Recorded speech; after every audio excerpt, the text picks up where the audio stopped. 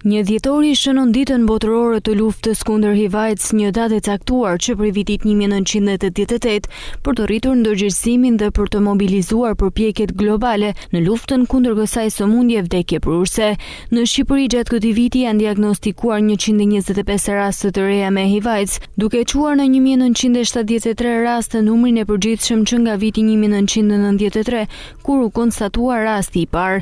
Gjatë këtij viti 15 të infektuar humbën jetën, ndërsa u verifikua një tjetër rast i transmetimit nga nëna tek fëmia. Në ditën botërore kundër HIV-AIDS, mjekët bëjnë apel që qytetarët të bëjnë teste për parandalimin dhe trajtimin e hershëm të saj, duke qenë se ende nuk ka një vaksinë. HIV-AIDS është një ndër sindromat madhore infektive që po bën mbi 3 dekada tek ne. Është ndër sëmundjet me peshë, qoftë mjekësore, qoftë sociale, qoftë familjare madhore.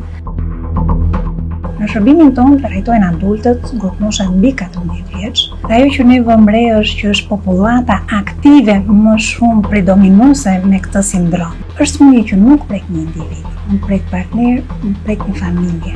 Mesazhi i rëndësishëm është testimi, skrinimi i moshave të reja dhe i grupeve në risk.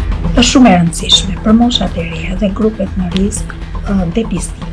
Deri tani ende nuk ka një vaksinë që ta parandalojë. Ajo që ne kemi në dorë është konsultimi me mjekët specialist për profilaksinë para ose pas ekspozimit. Grup mosha nga 25 deri në 44 vjeç rezulton të jetë më e prekura. Sa i përket gjinisë, dominojnë meshkujt me 73% të rasteve. E njëjta situatë paraqitet edhe gjatë 2025-s me 98 meshkuj dhe 27 femra. Transmetimi përmes rrugës seksuale është arsyeja kryesore e infektimit në 96% të rasteve, ku dominojnë me 72.6% marrëdhëniet heteroseksuale, ndërsa 23.4% marrëdhëniet homoseksuale të meshkujve. Deri më tani në Shqipëri kanë humbur jetën rreth 377 persona të prekur nga HIV-AIDS.